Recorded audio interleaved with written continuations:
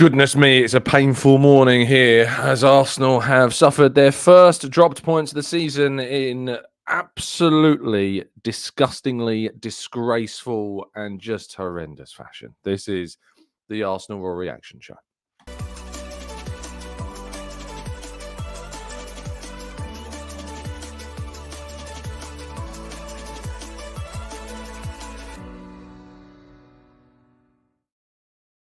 Hello and welcome to the Gooner Talk, back again with you guys and girls for another episode of what is the Arsenal Raw Reaction Show. Joining you the morning after the night before. Arsenal's 1-1 draw with Brighton has taken away 2 points from their potential tally come the end of the season and has been even more damaging than that, with Declan Rice now suspended for the North London derby after the international break, which leaves Arsenal fans stewing for the next 14 days before, of course, they play again against Spurs in that very game. I'm here to talk about it with you all in the chat box this morning to tackle some of your thoughts in part two, of course, as always, and run through the happenings from the game and to discuss the fallouts and the incidents from Saturday afternoon. Good morning to those joining us in the chat box. Thank you, as always, for tuning in and joining me, though. It is incredibly appreciated. Rich, Blackshine, Paul, Steve, James, Rob, Damien, Angela, Paul, Jimmy, Stephen, Gary, Josh, Jitty, Clincy, Paul Arasilki, Sean, Glenn, and plenty more of you guys and girls as well. Thank you for tuning in. Please do drop a like on the video.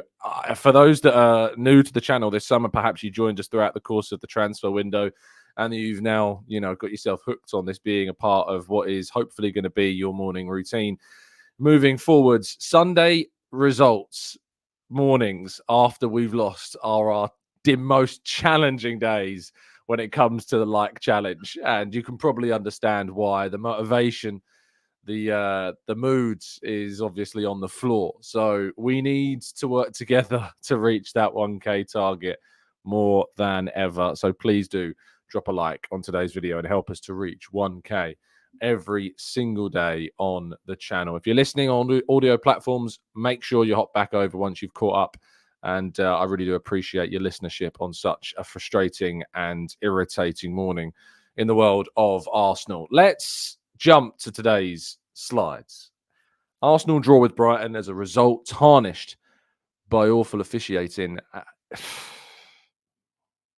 Yeah, I am just absolutely gutted. I tweeted this yesterday after the game. When Arsenal don't win, the likelihood of us getting to speak to one of the Arsenal players is always very, very low, and understandably so. I never get too frustrated at that reality because I put myself in their shoes and understand their frustrations. And they do, of course, some media that they're contractually obliged to do, like with TV and, of course, with the club as well. And Declan Rice actually spoke to the media yesterday and spoke at length about his situation and the decision, of course, to send him off and his decision to, in some ways, create that scenario. But I stood there really and I really try to detach myself as I talk to you so much about.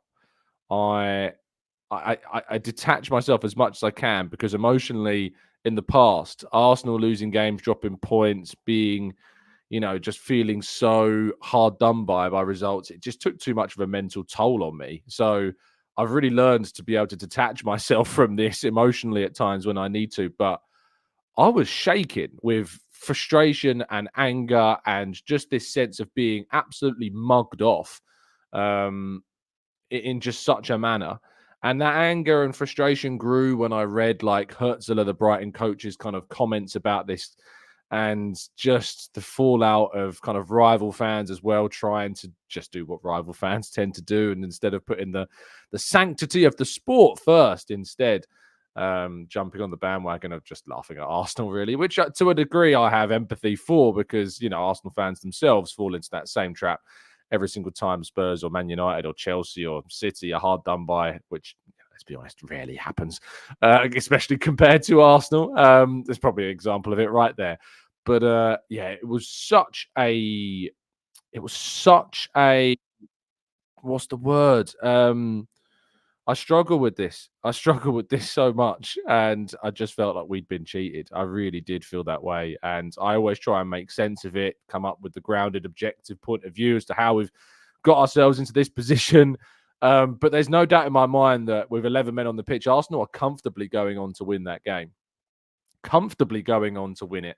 But once again, a referee making a crazy choice and becoming the protagonist of the game, which is obviously what they should avoid doing, sadly puts us into a position now where we are chasing already at such an early stage.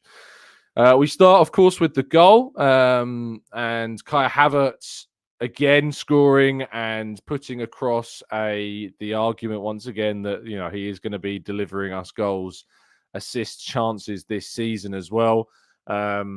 Despite all of the scrutiny and criticism and the calls, of course, for a striker, he continues to deliver goals. He continues to deliver these finishes. Excellent chip over Bruggen, who had, I thought, a very good game in the Brighton net as well. And Havertz, after Saka's assist, again, Saka with another goal contribution himself. In fact, in the Premier League, home games, only Saka and Havertz, of course, are on the end of these kind of chances. And it was really good to see that goal go and hit the back of the net, because in that moment, at Arsenal leading, it really felt like it could be on the way to another really strong kind of Havertz performance. But that didn't last into the second half, because early in the second half, Declan Rice is sent off. I'll give you my kind of just flat thoughts on this in more of a kind of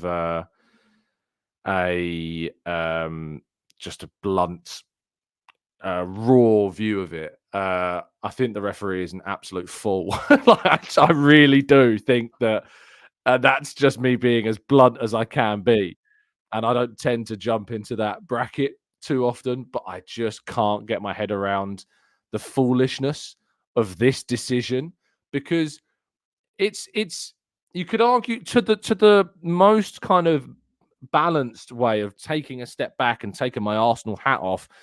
The most I can say is that Rice is a little petty with tapping the ball, but for the subjective nature of the decision to send him off, to go from that moment to a second yellow, especially in the context of that scenario, and the context of this scenario is it was a rolling ball.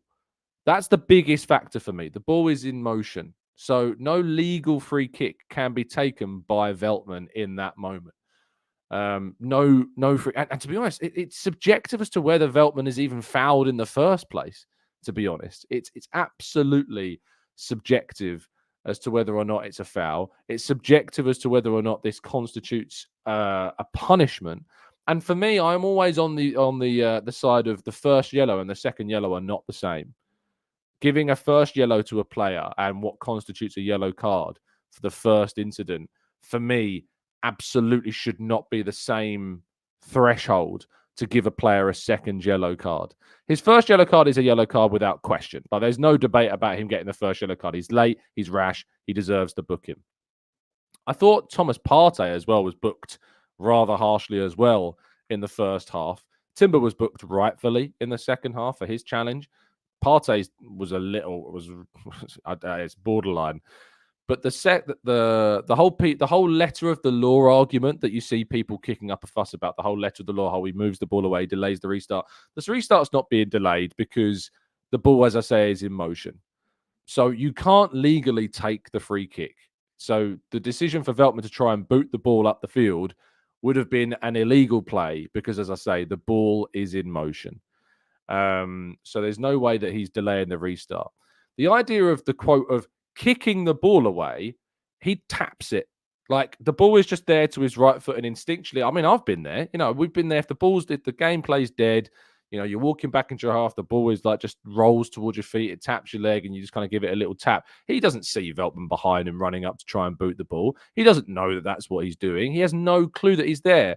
And furthermore to that point, Chris Kavanagh has got, if you watch the replay, a number of Arsenal players in the way. He cannot see what has happened. The linesman is 40-odd yards down the touchline on the right-hand side, and for some reason feels that if that's indeed who has made that call, that he's seen enough to suggest to the referee. Of course, Rice, for his troubles of just giving the ball a little tap, gets a big boot up his leg, which I don't think Veltman, for the record, should be punished for at all, because he's trying to kick the ball.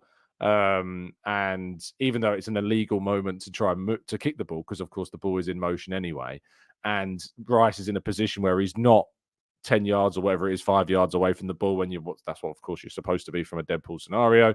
So he's walking away from the situation. He's actually doing the right thing by not getting drawn into it. He's just walking away from the confrontation. And he doesn't even look at the ball. Like he doesn't. He barely likes to make a movement to suggest he's even looking at it. And I think what tipped me over the edge was Havertz after the game. Now it could be that this is a loss in translation, but the suggestions that not only can you say that he shoots the ball away, that's the terminology that Havertz uses in the post-match press conference. But he's asked about the João Pedro booting of the ball in the first half, right in front of Arteta, into the crowd, despite the ball being way gone by that point and nothing being given. And it is Arteta, of course, after the game, he talks about the inconsistency. We'll talk about Arteta shortly. But just overall, this is a disgusting decision that once again just brings the referees into the forefront. I don't even want to watch Ref Watch on Monday because I've already seen Gallagher speak about the Joe Linton kind of clothesline of, I think it's Neto, of course, who's now an Arsenal player, in Newcastle's game against Bournemouth earlier this season, where he just absolutely floors Neto in a moment where they're trying to restart play. That's a blatant red card, and nothing beyond just a soft yellow is given in that moment. And it's been every single week. Like every single week so far this season. We're in game week 3 of the season. And the referees have every single week had something that have wreaked havoc with a game. Crystal Palace, of course, had that free kick as a amazing free kick ruled out because the referee was too keen to blow his whistle for some scuffling on the outside of the box that had absolutely no bearing on what was going on with Eze's free kick. There was also something that happened in the first week, I think a potential penalty shout that's escaped my mind now as I'm talking about it. But the referees have been in focus every single game week so far. This is supposed to be the best league in the world, the most money being spent in the world on this specific league. And referees like Chris Kavanagh, unfortunately, and I think potentially he was even the referee from that game against Bournemouth and Newcastle. I think I saw somebody putting online the other day as well that he sent off a number of Arsenal players during his tenure in the Premier League. He was the person that sent off Gabriel at the Leeds away game, the one we won 1-0, you may remember. He sent off Gabriel before VAR overturned it. It's just continuous and consistent mistake making that is utterly and entirely undermining this English top flight, and it's too often affecting the outcome of title challenges, too often affecting the outcome of massive games of football and the outcomes of them. Referees that are excellent are never in the spotlight. Never, ever. And I think what the biggest thing about this is if this doesn't happen, right, I think if you look at it from this perspective, if the game just kind of like, if Rice just gets up after being kicked, gets a bit of treatment, the game moves on, this incident isn't even revisited. We won't be talking about it as a case of Veltman should have been sent off because, as we know, Rice taps the ball. And, it wasn't Veltman's fault in the end that he really kind of boots through to Rice because he genuinely is trying to kick a moving ball. But it's the moving ball that makes it, of course, an incident that goes on. But it's just the subjective nature of it. Like, well, Rice is walking away from the ball. It's instinctual. He just taps it. He's not booting the ball away maliciously. He's not trying to delay play because it's obviously not going to delay play because he can't take a free kick with a moving ball. And if it doesn't happen, we're not even talking about this moment at all. No one is. Not even Brighton fans. No one is speaking about this incident. If nothing is decided in this moment, if the game just plays on from this point of view, nothing at all is revisited. It's not even a talking point. And that, I think, is the biggest thing. People talk about the letter of the law, which is a lot of BS, because the letter of the law is subjective across all of it. You need to weigh up the weight of these decisions. You need to weigh up the weight of these moments. You need to think about whether or not it's worth interfering for something so petulant, something so meaningless, something so small. So the letter of the law argument is a load of BS, in my opinion. Absolute rubbish. because you need to take weight of the game. You need to take weight of the scenario. And the biggest shame, I suppose, after this is obviously Arsenal continue to have really good chances.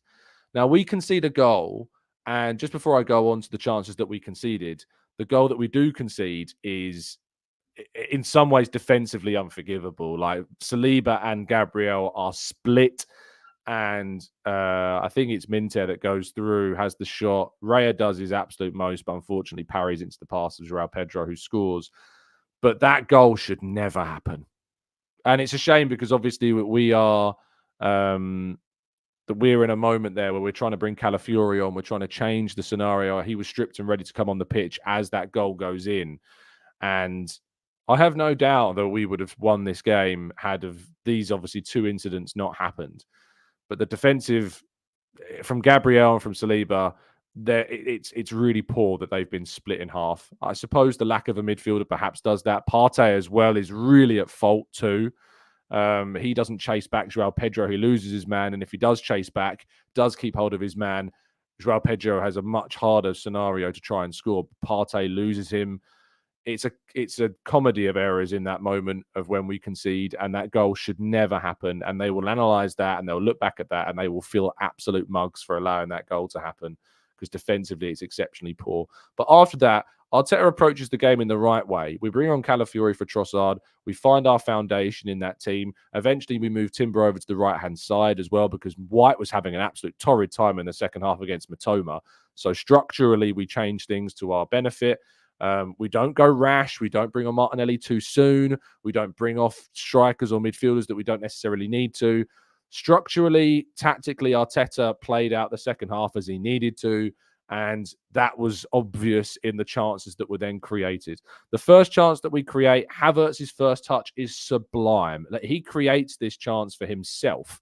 No other player in that scenario, like the whole argument, if Arsenal signed Gyökeres, he would have scored that. Gyökeres doesn't have the first touch that Havertz does to create the opportunity that he does. He should do better, though, when he gets into that final part. When he's running through, I think he's got Van Hecke behind him. He needs to run across the defender. And instead of running across the defender, he goes to the left, allowing Van Hecke to pressure him more, to put him off balance. And the finish isn't good enough. The only thing that he needs to do more in the finish is lift it, because Verbruggen knows that he's going to go across him, because he's not going to get any joy going near posts in that angle, in that scenario. Havertz needs to lift the ball in that scenario. So he makes a mistake in not going across the player. And the second mistake is by going to the obvious area of the goal where Verbruggen is expecting it. He is off balance. He's obviously off of a run. So there is pressures there. He creates the opportunity himself. And people will go, well, if we had a better striker, he would score. But I'm sorry, Havertz creates that scenario for himself. So the credit to Havertz for getting into that position is there. He scores us the goal in the first half anyway that should see us win out the game no matter what. But there's a couple of things that he should do differently in that moment. But then, of course, he creates the opportunity for Saka. Brilliant run on the right-hand side. Brilliant right-footed cross to Saka. And Saka as well should also, in my opinion, to a degree, if he's expecting the cross, which I think he should be, that run needs to be a little bit more in line so that he's obviously in line with the cross as it comes in. And sadly, cannot quite get enough of his foot on the ball to direct it round Verbruggen. So both players, Havertz and Saka, I think should do better in both of those opportunities. He's stretching. There was also a chance in the first half for Ødegaard's brilliant cross from Trossard on the left-hand side, left-footed cross. Ødegaard, all he has to do is put anywhere other than Verbruggen's feet and hands, and he scores. Saka has a great opportunity in the first half, should also do better. I don't think it's a handball, by the way, from Ben White's shot. For me, I wouldn't want to see those given as a handball personally. I know some people feel that his hand's there and it hits it, and that should be. It's not even on target. I don't think Ben White's shot for the record.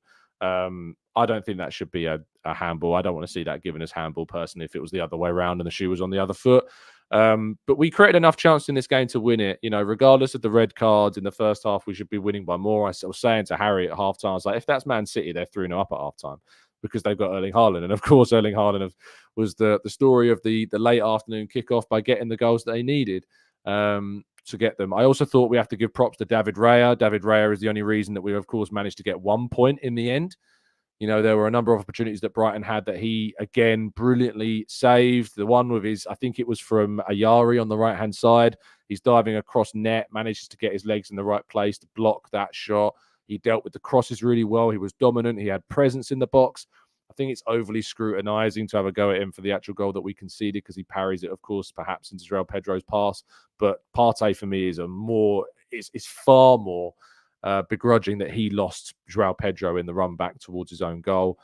And Raya ultimately helped us save a point as well. And that was ultimately key in us getting a point as well. Mikel Arteta, speaking in the press conference, spoke about his amazement at the inconsistency of the decisions, and I absolutely agree with him. You can look at the anger on his face there in that presser. We are just sadly on the end of a horrendous refereeing clanger. Absolute horrendous refereeing decision that is conducive of the problem that is continually growing in this sport, in this league, the inconsistency of decision making. Like, if you want to play the letter of the law rule as your explanation, it just falls apart at the seams here, because by the letter of the law, then the referee should be giving João Pedro his yellow. And I think there's another incident in the first half as well of 2 Brighton players having kicked the ball away and nothing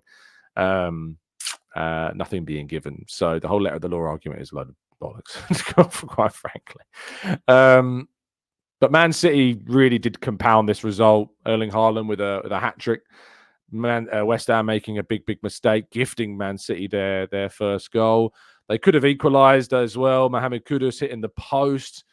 Arsenal just not getting the rub of the green at all on yesterday afternoon across either of the 2 games. Just sadly didn't have the luck of the green, whereas Man City have got that at the moment. And now we're playing catch-up. The obviously benefit is Arsenal win their next 2 games and they're above Man City. That's the reality that we're in right now. If we win at Spurs, which without Rice is going to be a really big ask. And then, of course, winning against Man City also at the Etihad is, again, going to be a massive ask. So we will wait and see. But yeah, gutted. Absolutely gutted. And I sincerely hope that the ramifications of this game, that the conversations surrounding the refereeing in this league come to a new head, reach a new level at this point. It's just disgraceful. Thankfully, it seemed that the wider context of the sport, most of the pundits also agreed that it's laughable.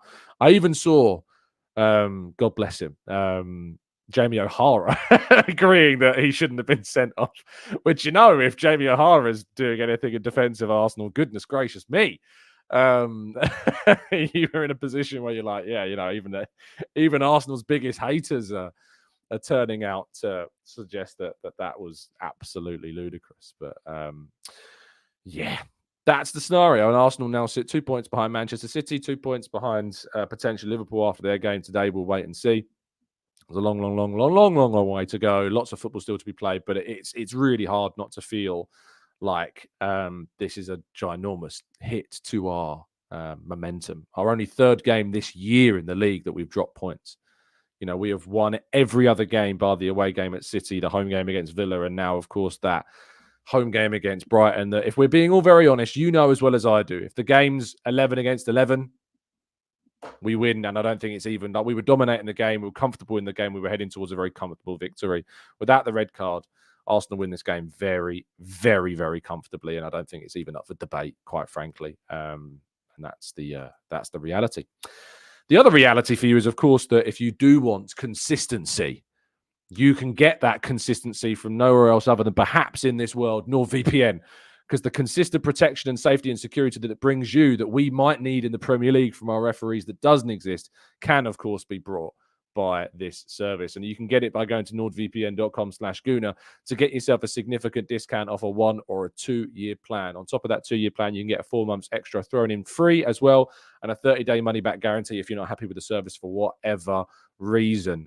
Change your geolocation on your phone, your tablet, or indeed your laptop as well. It is an absolute must in this day and age to have a VPN service keeping you safe online, and Nord brings you that to the greatest of a degree.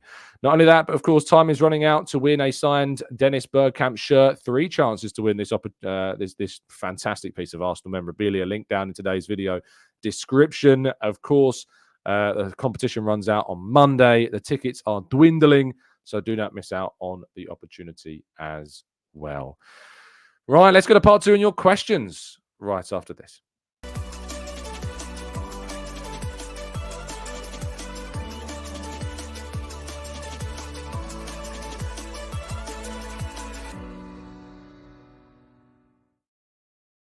Okay, this is part 2 of the show where we tackle your questions, your thoughts, and more in the chat box. I'm sure that we're all going to be rational. I'm sure we're all going to be absolutely, there's going to be no nonsense. There's going to be no crazy views in this show today, I'm sure. But we're going to read through as many of your comments, and I'm going to give you my thoughts on as many of them as I can. So let's go to Tone, who says, how is the ref stopping you from finishing your chances? You were not cheated. You drew a game of football.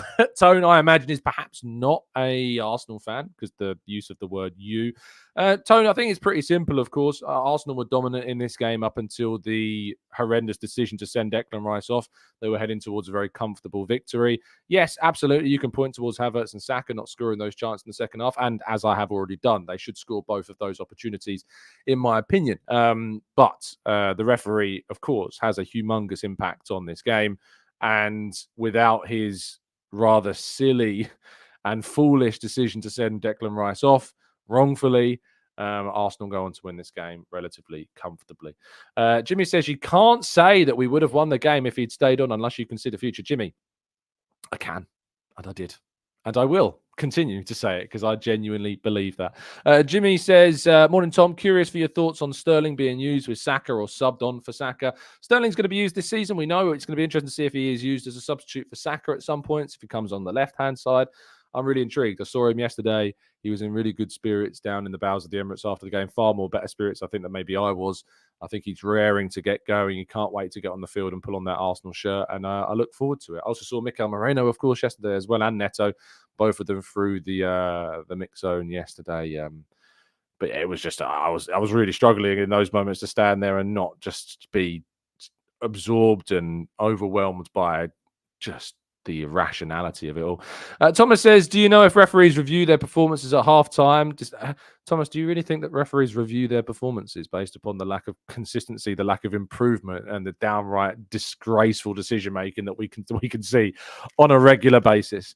Because I don't think that if they do review their performances at halftime, at full time, in the international breaks between games, and yet the standard of officiating continues to be so poor, then there needs to be some kind of inquiry and investigation into the methods of these referees of reviewing their own performances, because the standard has only got worse. It's only got poorer year on year on year. It just continues to be disgracefully bad, the refereeing. It really does. Ian says, this happens every season. Newcastle last season, Southampton the season before, etc., etc. It's happening too often where officials are deciding the outcomes of games. Why is nobody calling them out? I am, Ian. I'm calling them out. So it's as simple as that. Roy says, Tom, I'm not into conspiracies, but can you think of any other team that has players dismissed in the strangest of ways? Rice, Martinelli, Louise against Wolves in the past. Tomiyasu last season against Palace. I think it was like the second game of the season, that Palace game, or the first. Was it the second or first game of the season? Tomiyasu's red card was ridiculous as well. Absolutely ridiculous. Supermalt says Rice is average at best. Goodness gracious me. Supermalt's maybe been on too much of the malt whiskey, maybe, with that view. Goodness gracious. Andrew says, to be fair, we should have done better in the first half. We should have taken more of our chances, Angela. Absolutely. I don't think anyone's going to debate that point. We absolutely should have been better with the chances that we had. We should have taken them. It says, Tom, the amount of red cards conceded are reduced since the first Arteta season. Do you think that we were not prepared enough with the contingency of playing with 10? Absolutely not. No, I think that we were fine in how we played. It's just frustrating that we conceded the goal right before Calafiori's substitution. Calafiori is stripped and ready to come off the bench as soon as that goes in. In fact, Calafiori looks around to the bench to see if they're going to make a different decision now that we've conceded. But instead, they were like, no, we're going to keep going, because the reality was that they were always going to have much more of an advantage, much more chances, much more dominance after the red card. It's just the way the games play out. We played the game in the perfect way following that, and we created the chance to win the game. Sadly, we didn't take them. There can't be any fingers really pointed at Arteta for the way in which we approached the game whatsoever. The only thing that I would perhaps have done differently is perhaps brought off Ødegaard earlier. Ødegaard had a pretty poor game. He was kicked and bruised in the first half, and it was very obvious that the injury was affecting him and affected his performance throughout the game, because he took an injury, and for those, it probably wasn't available to those that were watching from home and watching on their TV screens. But Ødegaard, on several occasions when there were breaks in play, went over to the touchline to receive treatment on numerous occasions, and it felt like he was pushing through an injury that he suffered from that collision with Minter. He also had a bit of a collision in the box only minutes later of that as well, and yeah, it's for me, it's just frustrating. It's just frustrating, of course, that I think Ødegaard stayed on the field as long as he did, because he clearly was injured. He weren't playing to his best ability because there was an injury that Arteta decided to keep him on for as long as he did. And that is the one thing I think that maybe you can point the finger at Arteta. We should have brought him off sooner. Mr. Smith says Arteta's tactics when we do go down to 10 men are always spot on, and they were, again, like as I say, that we created the chances to win this game. And if we hadn't have done that, we limited Brighton to very clear opportunities, and when we did suffer them, Raya was equal to them. But we limited Brighton in terms of what they could create, and we hit them on the break very well, and we had the opportunity. And it's a credit to, of course, Havertz for creating the opportunity he had, but scrutiny on him for not finishing it. And then, of course, credit to Havertz again for creating the chance for Saka that sadly Saka couldn't take. Kovac says that's the same ref as the Tomiyasu red card. Is it as well? So he sent off Tomiyasu, Smith Rowe, and Rice as well. Yeah, it's almost like there's a theme, isn't there? Supermalt says, to be fair, it's too early in the season to be reactive. So a draw this early isn't that bad. If it was later down the line, of course. I disagree slightly, because ultimately at the end of last season, we dropped points in 2 games in 2024, and we finished 2 points off the leaders. The points that we dropped at the beginning of last season were ultimately the big reason why we didn't win the league, and that Christmas period too. But the drop points to Fulham, the drop points to Tottenham, these things really did end up chasing us and biting us at the end of the season. So if we do end up losing the league again by 2 points, I will be looking at this game, but I won't be looking at Arsenal. I'll be looking at more so at the referee, of course, for this particular performance. Whereas I look at Arsenal in the game against Fulham, I look at Arsenal in the game against West Ham, I look at Arsenal in the game against Villa. At home, I look at the referee, of course, away from home against Villa. It was ludicrous that we didn't get the decisions that we should have got against Villa at Villa Park last season. But Culture Mark says, Tom, it happens every season. Hopefully it doesn't happen again, and we can use this regular injustice to inspire us to kick on. I think refs should be punished for poor performances. What do you say? It wasn't just that incident as well. Kavanagh had a horrendous game. He was calling up decisions that made no sense. He wasn't giving free kicks. The inconsistency was horrendous across different incidents throughout the fixture. It was a really poor performance. But the reality is that rarely we see these referees punished, especially for these types of performances. Usually what we see is if it's kind of a VAR controversy, that the referees can be punished because it's retrospective. But for these types of moments, rarely do we see referees. And the fact of the matter is, what you will see, I think, is just people pointing to the fact that Rice taps the ball. And because Rice taps the ball, they've got cause, I suppose, to turn around and say that, well, look, the intent was there to delay the play, even though the play couldn't be delayed because the ball, of course, was moving. It's just horrendous decision-making. Tim says, Ødegaard was playing on painkillers. That was a reckless follow-through that endangered the opponent, and Minter should have been sent off. VAR should have intervened if Kavanagh is blind. I'm not sure about that. I've seen a few people suggest that should have been a red card. I think I need to see a few more times and a few more conversations about that one. I think that my initial reaction was that it's just kind of one of those things in football where 2 players kind of, Minter gets the ball and Ødegaard then, I think it's just one of those. But I'll be interested to see if anyone can come up with a very good argument as to why that should have been a red card for Minter. Jim says, this is it now, Tom. We will score 35 goals in 7 games. I hope you're right, Jim. I really do. And thank you for the kind donation, my friend. I really do hope that this is a moment that inspires us. But I looked at the start of this season against the games that we had in the first 5 games with Spurs and City to come as an opportunity. But I was expecting us to at least win the first 3 games, and then, of course, see what happened away at Spurs and away at Man City. And by the way, the Champions League fixtures have come out and utterly and entirely screwed us as well. Like, we've been so screwed by that Atalanta game. Man City play on Wednesday at home before they play us on Sunday. We go away to Italy on Thursday before then flying back Thursday night, have a day off of recovery on Friday, have a day of perhaps light training on Saturday before then going away to Manchester City on Sunday. We've been utterly screwed by these fixtures again. It's just a lack of, like, why not put it on the Wednesday as well? Why not put it on the Wednesday? Why is it on the Thursday? It makes no sense to put that game on Thursday. Now, yes, we've been screwed by those fixtures. Now the attention for me is on Arteta, because I think that we're good enough to make changes. I think we have the depth in the squad to make the changes, to rest players ahead of that game against Man City and still be good enough to beat Atalanta. They're a good side, Atalanta, for sure. They're the Europa League champions, of course. But we are good enough to beat Atalanta with changes in that team. We need to make sure we rotate for that game.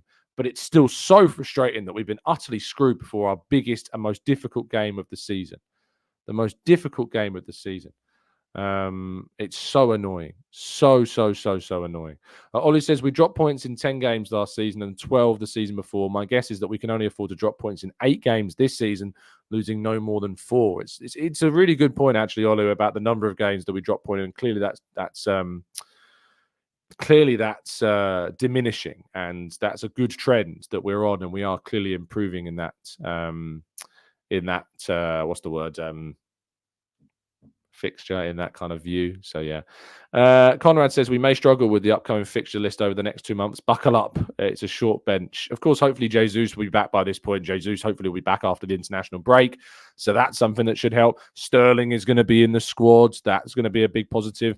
Of course, Neto will be available from a goalkeeping standpoint, but that's not really an impactful thing for the outfield players. Tomiyasu, I don't think will be back. Tierney will not be back. And Mikel Merino will not be back. But the other players being part of the squad hopefully will be a benefit. I want to see the likes of Waneri given some opportunities, of course, maybe in that game against Atalanta in the second half, coming off the bench, subbing players earlier in the second half. If we've got an advantage, hopefully we do by that point. But Atalanta are a decent team, but we're going to have to rotate. We're going to have to make changes. We're going to have to do what we can because that game against Man City comes so soon after it. Let's go to Dan. Says, Tom, part 1, I can't take the objective truth of the rules argument. Leave aside Pedro delaying the game. Part 2, Martinelli fouled on the counter. Brighton player picks up the ball and walks his players back into their half before throwing the ball back. Nothing given. Part 3, Partey fouls Brighton on the break, picks the ball up and throws it over the players on the spot, delaying the game. Nothing is given. Proves that rule seems to be subjective. Part 4, Webb announcing that teams have been made aware that any attempt to delay a restart will be cautioned. Turns out that is BS. And also there was a game later on, I think, in the day where, I don't know if it was the Leicester game, that there was a number of incidents being highlighted across social media of referees not giving yellow cards for very similar incidents. Lynn says, the ref yesterday was being bullied by the Brighton manager, and please tell me why the ref didn't show the same for Brighton players, because that was a yellow card on Ødegaard. Cass says, what, playing Atalanta on Thursday? I always thought Champions League games were Tuesday and Wednesday. For this week only, and only this week, they're on a Thursday. There are games on a Thursday this week, and then for the rest of the games, they're on Wednesdays and Tuesdays. No idea. I assume it's a money thing for television rights. I think the Europa League is all the week after, and the Champions League is all this week. It's just chaos. Absolute chaos and ludicrousy once again. TNC says, Haaland's got 9. Havertz, of course, only has 2. And, that is the reality that we're up against. Now, it's worth bearing in mind that Haaland is, Arsenal are up against this day and age is Messi and Ronaldo regen, of course. Haaland is considered to be, in my view, the best player in the world alongside Rodri. Both Manchester City have the 2 best players in the world. That's what we're up against. They have the best striker in the world. They have the best midfielder in the world. That's what Arsenal are up against. And we say things like they've got Haaland, we've got Havertz. That's the case no matter who we've got up front. Like, I don't like the use of Havertz in that sentence because it would be, you could replace Havertz with anyone. And that's the reality. No one is a touch on Haaland. No striker on this earth is a touch on Haaland. Mbappe isn't a touch on Haaland. Mbappe's struggling to get Ollie McBurney's level of ratings when it comes to games for Real Madrid at the moment. It's it's just the reality that we're up against. That's why I find it so strange that there's this entitlement and expectation from Arsenal fans that we should be beating Man City to the title. If Man City aren't your favourites for the league this season, I don't know how you can justify your opinion. I don't know how you can vindicate that viewpoint that Man City are not the favourites. They've just won 4 Premier League titles in a row. If I think it's 4, they've won 5 of the last 6. They're going to go and win, 6 of the last 7 potentially this season if things go on the way they're going. Who on earth are you signing that changes that? I don't know.